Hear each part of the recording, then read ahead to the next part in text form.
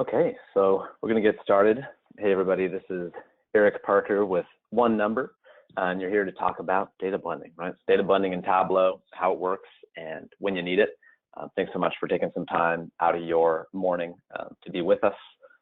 We've got a really good turnout today, so I figured one of two things must be happening. Either you must have nothing to do, which I know is not the case because I work with a lot of you, and I know that you have more than enough to do, or maybe we touched on a pain point. So I'm excited to have a lot of you. Special welcome to all those from the Trinity Health Network. I know you probably make up like a quarter of the people attending today. So it's fun to have a lot of you here as well. So we're going to go ahead and dive in. And what we're going to be spending some time doing today is basically an overview of what data blending is and how it works. And then we're going to get into some of the details about limitations, issues you might run into, things like that. So a little background on me. I am a Tableau teacher, spent several years doing that now. I've taught over 1,000 students, and I spend about half my time teaching content, and then about half of my time actually working on projects with clients. So I've helped a whole bunch of organizations implement Tableau as well as other data-related solutions. And what I do and enjoy doing is solving complex data preparation and visualization challenges. And then my focus is always just on, how do I help your organization increase revenue, decrease costs, or maybe just make something more efficient or better the value that you're able to provide to your end users. So we'll just start from the top. What is data blending? And simplified, it is combining multiple tables of data horizontally on a shared dimension. So basically taking one row of data and making that row of data wider by adding additional columns or attributes. So if that sounded kind of like gibberish, it's totally fine because I've got an example for you. So start here, and you can see at the top we've got 3 different colored tables, the green, blue, and orange, and then down at the bottom they're all combined into a single table. So essentially what's happening here is, let's say we just sell widgets of some sort. Our green table is our store information. So we got a store number and a city and a state. That middle table, that blue one, it's our transaction information. So that's how much did we sell, what did we sell, and then that orange table on the right is actually the item level information. So for instance, item ID number 3 is an HDMI cord. So what we could do is use something like data blending to pull it all together into a table like that black one at the bottom. So we've matched the tables on store ID and item ID to be able to pull back that information together so that we know that we sold 5 HDMI cords in Buena Vista. Okay. So when you see something like that, and if you're familiar with using Tableau to prepare data, you might think, well, why not just use a cross database join instead of this whole blending thing? And I would say, yeah, you're right. If you can, use a cross database join to combine data from those 2 different data sets, because the dialogue is, I would say, a little bit more straightforward, and it's quite a bit more flexible. But there are going to be scenarios where you can't do a cross database join. Just to give you an example of that, this is a list of the data sources that if you need to combine data from one of these to another data source for your analysis, you can't do a cross database join. You would need to do a data blend. So I've just bolded there Tableau server published data sources and Google Analytics. I see those very often. I would say of everybody that I've worked with who uses Tableau with like a larger deployment like a Tableau server online, probably it's about 50-50 that they're trying to use something like a Tableau server published data source to combine with other data. So we're going to look at an example here in just a moment, but you might be thinking, okay, well, what exactly happens in the data blend then if it's not a join? And I think the best way to think about it is it's effectively just a left join. So if you were working with some sales data and trying to figure out maybe which region had the most returns, it would end up looking something like this. And so then you might be thinking, okay, flipping back a page, if a data blend is basically a left join, well, which table is the left table in that join? So we're actually going to dive into Tableau to look at an example of that. And if you've used Superstore data, we're going to be working with that, so it might sound familiar. And I'll start by connecting to this orders Excel table. And what this has is basically a transactional record for different orders and items sold, who they went to, how much of them sold, those kinds of things. So let's say I need to pair this with some returns information. So I got a list of all the orders that were returned, and I want to know what region has the most returns. So then, if you're familiar with cross-database joins, what you might think is, well, I'm going to add a connection. And then just so you know, this the returns data is in a Tableau server published data source. But you hit that add a second connection thing there, and you notice that Tableau server is one of those grayed out data sources. Okay. So notice it's grayed out, it gives you a little bit of a background for what's going on. And then you'll notice that all those other ones I mentioned in that list are also grayed out here. So if you ever want to come back and learn more about those, you can do that here. Primarily, those are grayed out for one of a couple of reasons. Either Tableau requires an extract on that data source, and then it's kind of locked into its format, so Tableau doesn't want to blend it. Or it might be like in a cube format, like a Microsoft Analysis Services. And again, the data structure is inflexible, so you can't blend it. So all that said, coming back to where we started, we need to somehow pull that returns information and connect it to orders. So instead of going through this dialog and adding a connection, what I'm going to use is this data dropdown on my toolbar and select new data source. Okay. Now just notice that Tableau server is an option. Select that and select returns. And now when I go to sheet 1, what I'm going to find is that I've got both data sources listed at the top of my data window, orders and returns. And so then if I want to, again, calculate the number of returns per region, I'm going to start by grabbing region from my orders data source. I'll drag that out to rows.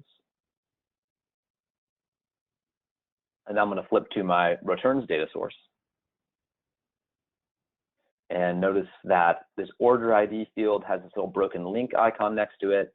So what I'm going to do is start by just saying, okay, I want to know just the number of records. How many returns were there per region? So I drag number of records to columns. And oftentimes when you do a blend in Tableau, you get a message like this. Fields cannot be used for the returns data source. There's no relationship. Basically what Tableau is saying is, hey, I don't know how to connect these two tables together. You're going to have to give me some guidance. So I'm going to hit OK.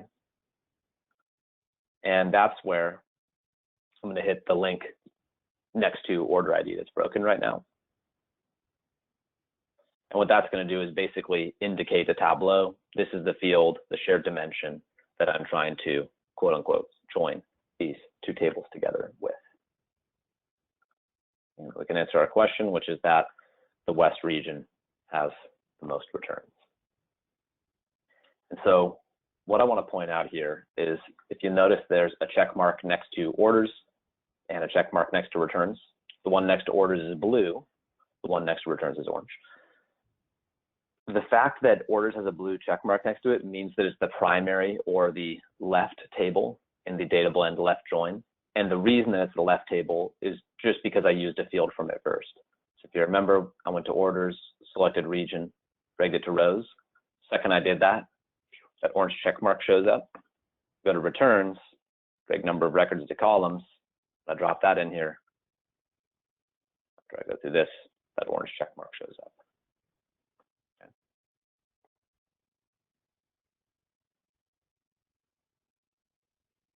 And so here it is broken out in a little bit more detail. The primary or left table will have a blue check mark next to it, and then that secondary or right table will have an orange check mark. And the field or fields that link the two data sets will have an orange link to it next to it after you select the broken link icon.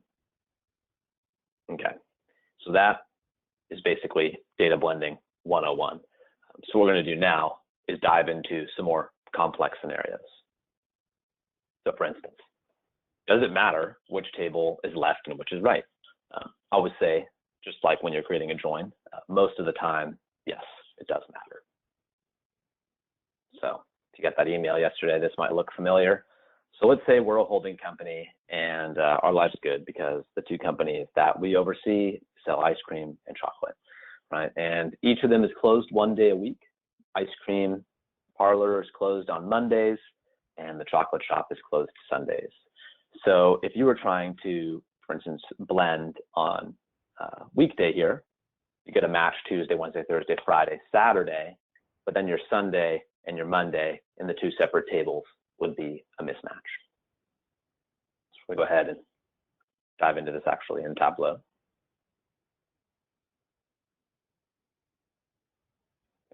Connect to chocolate. And I go through that same dialog. New data source to connect to ice cream.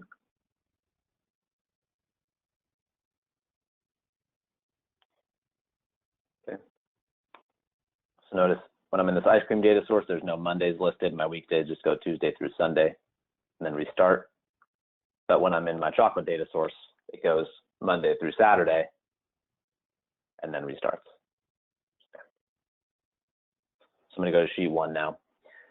And let's say I'm like, okay, I want to analyze and know how much we did in sales on any given day with both companies combined together. So I'll start with chocolate shop here. And I'm going to take date out to rows. And here's just a little trick for you. If you right click and drag and drop date or any date field, it will give you this dialog here and ask you how you want to aggregate your date, which is kind of nice. It's going to be a step or two. So I can say, okay, I want to see my month, day, year. Maybe I also want to know what the weekday is next to those. Okay. And I'm going to pull my chocolate sales out here and make this a bar chart. Okay. And so now I'm going to flip down to my ice cream sales data source. And let's say I'm just going to create a stacked bar chart. I'm not going to go into too much detail on that. You could learn that another place and another time. But it would end up looking something like this.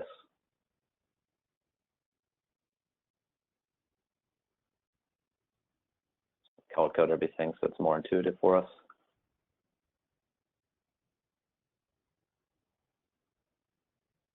Okay. So you can see that in the bottom right of our worksheet, we've got 3 nulls. Okay, that's actually just any day where there's like a Monday where there was chocolate sales, but no ice cream sales because the ice cream parlor was closed. So that's fine. I could just select that 3 nulls indicator and then say show data at default position. This is basically just telling Tableau there's no data listed here, so treat it as if it's a 0. You had no sales that day. Okay. So this is all fine and good. But notice, if you look at this weekday column, it goes Monday through Saturday, and then there's no Sunday listed. Again, that's because there's no record of a Sunday in our primary data source or chocolate shop sales. So I'm going to quickly blitz through doing this the other way around. We'll take ice cream sales first.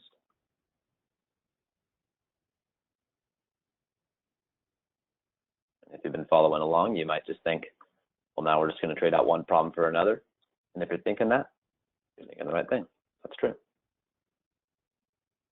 I'm not going to bother to change the colors and make them all nice again. But basically, notice now ice cream's orange, chocolate's blue. If you look at this weekday column, now it goes Tuesday through Sunday and skips Mondays. So you might think in a scenario like this, okay, well, what could I do to solve this? How can I make sure that there's no date being dropped? So I'm going to show you kind of my secret sauce for how you would approach something like that. Thankfully, both of these are in an Excel format already. If not, you could just export your data so it's in Excel. So I'm just going to open chocolate and ice cream sales both up, and as well as create a new Excel file. Okay. So what I'm going to do is go to chocolate sales, just copy this date field over to my new Excel file, paste. And I'm going to go to ice cream sales and just grab all my dates here and copy and paste those over as well.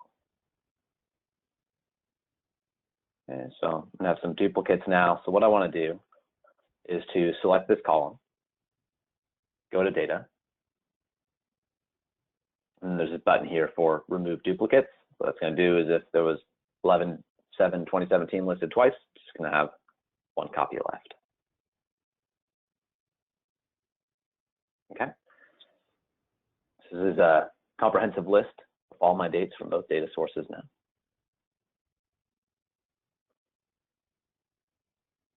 So I'm going to go ahead and save this.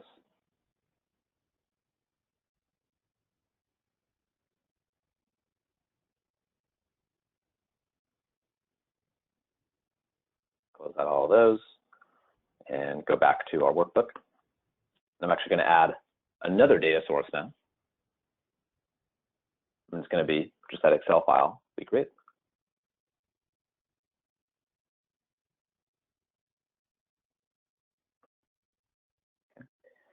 And if I go through and try this one more time, I'm going to use all dates first. Pull my month, day, year out here. Pull my weekday out. And then what you'll notice, that's what we want. It goes Monday through Sunday for all 3 weeks. So I can pull my sales values out now.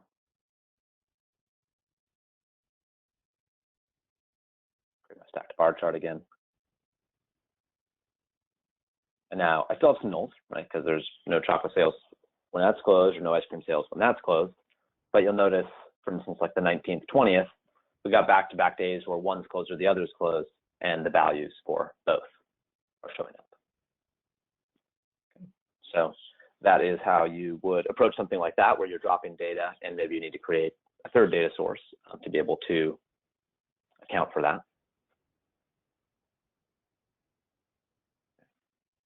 So that was like data blending 201. So those are scenarios where, you know, maybe it's not great to have either as the left table. Like what you really kind of want is almost like an outer join, not a left join. That's how you would essentially recreate something like that. And so if you tried to blend before, you might have had a scenario where you're trying to blend on a field that has a different name in both data sources. So if you're thinking, okay, how do I blend when the field names are different? What you would need to do is create a custom relationship. So just going back to our first example where we were looking at returns by region. This was simple for us, and Tableau created this little link icon automatically because there was an order ID dimension in both data sources. So here's order ID here, and here it is here. Let's say for whatever reason in returns, it wasn't called order ID, but actually order number. So first of all, Tableau doesn't like that. The field order number has no relationship and cannot be used in data blending. Almost kind of snippety. Okay, I go through all this stuff. All right, so now my data blend isn't really working anymore.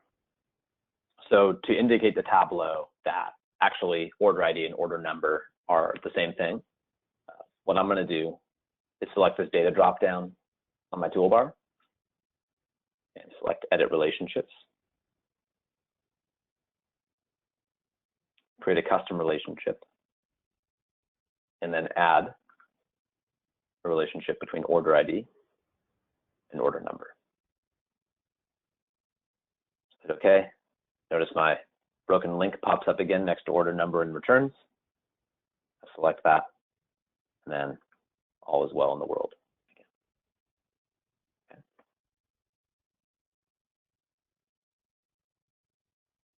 Okay.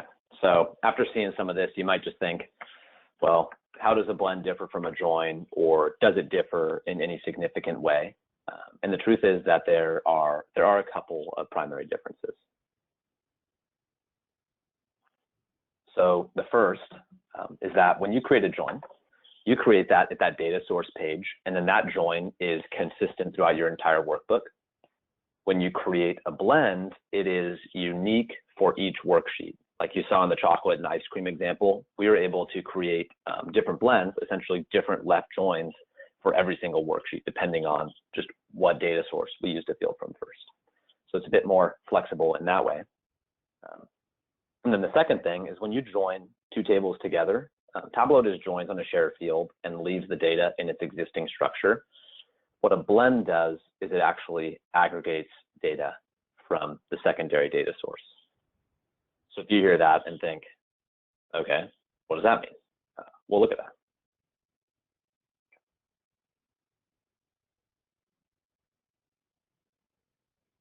So I'm going to connect to two different data sources. One is going to be Washington State vehicle registrations. Kept this simple. I'll just have 3 cars registered. Okay. So here's what it looks like. Got owner, make, model, year, and license number. And then I'm going to add another data source. And this one's going to be parking tickets. Again, this one's pretty simple. It's just going to have an owner of the car, what city the ticket was given in, and what that fine value was. So let's say I want to know, let me think about this for a second. So I want to know of those different cars, make and model, which ones received the most tickets and where do those occur? So I pulled make and model out first, making vehicle registrations my primary data source. And I'm going to go into parking tickets, and I'm going to go ahead and pull city out after make and model.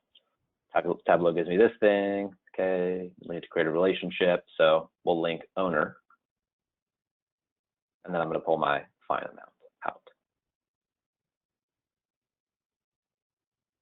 And maybe I'll just pull my owner field out here for good measure.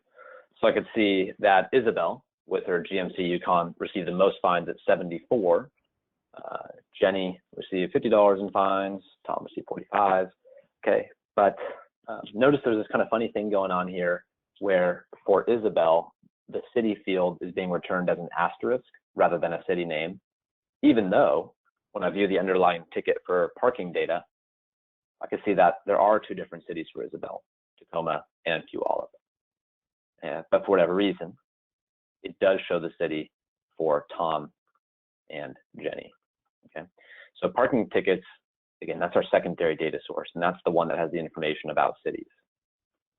So essentially what's happening here, we're combining these 2 tables, and then this bottom down here, this is how Tableau sees it. Tableau goes, okay, well, owner, make, model, year, license, great.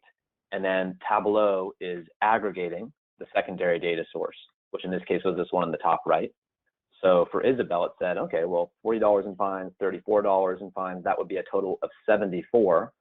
But Tableau doesn't really have a good way of aggregating 2 discrete or different values like Tacoma and Puyallup. It's not like Tacoma plus Puyallup equals Seattle or something like that. So what Tableau does instead is it just returns an asterisk, which is basically a placeholder to say there are multiple values for this field. So if we wanted to make sure that didn't happen, we would probably want to make this top right our primary data source because it's got, then it wouldn't be the secondary and it wouldn't be being aggregated in that same way.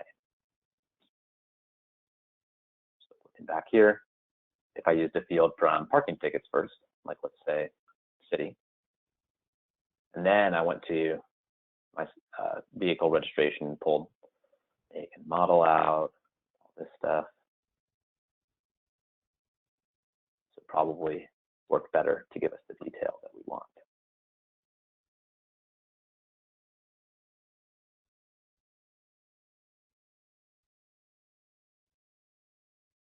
Okay. So that's blending 301. That's like the really high level stuff. So if you've ever seen those asterisks in the simple format, that's basically what's going on. Okay. So one other thing I want to point out as we're getting closer to wrapping up is that there are a few restrictions that you'll run into with data blending. And I'd say these are the primary restrictions, is that there's a few functions that you can't use in a calculated field with a field from a secondary source in a data blend. And it comes down to what we were just talking about. Because Tableau's already done aggregations for us, you can't use some of these fields like count distinct in a calculated field. So you'd have to think about maybe another way to get that same outcome that you're looking for. Okay, so thanks for joining for this. It's fun to put this together and to get questions and be interacting with some of you throughout the week. We really welcome your feedback in our last few minutes here. So a few ways of doing that. First is if this was really helpful for you and you think, yeah, it'd be nice to learn more, maybe different methods on how to prepare data for Tableau, we're going to be hosting a 2-day workshop in Seattle at the end of January. And if you want to learn more about that, you can just go to our website, onenumber.biz, and there is a banner at the top of the homepage that provides more details. If you have a complex data question you'd like me to follow up on with you individually, like in an email, you can just type questions, or data rather, into the questions dialog right now in the GoToWebinar dialog box, and I'll make sure to jot that down and follow up with you individually. And then if you have a question you'd like to ask right now in front of the group, you can just type the word question, or you can even just type that question into the questions dialog, and we can spend our last couple minutes here addressing that. So I'll pause here for a moment and give you a chance to write those down, and then we'll have our last little bit of our discussion here.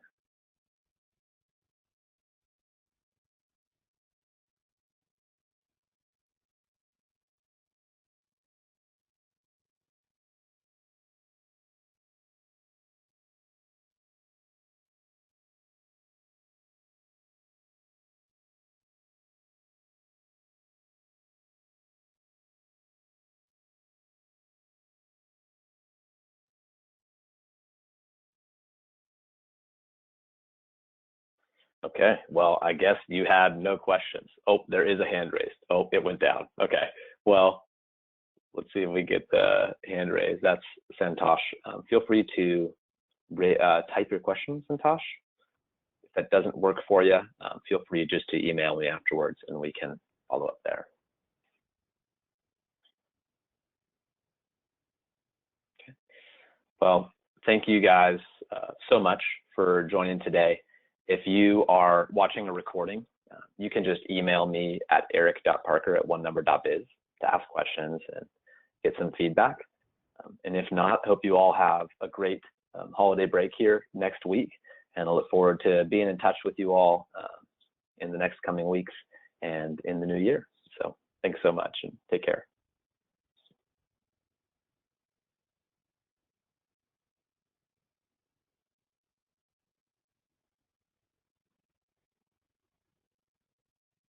Okay, so a question did come through, which is what's the advantage of data blending now that they have multi-data source joins available in Tableau? And that just goes back to that earlier slide we were looking at where we discussed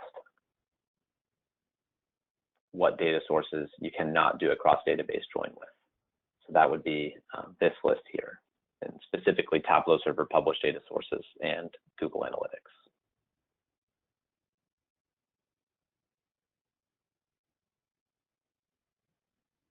Okay, well, thanks so much, everybody. I'm going to go ahead and close this out.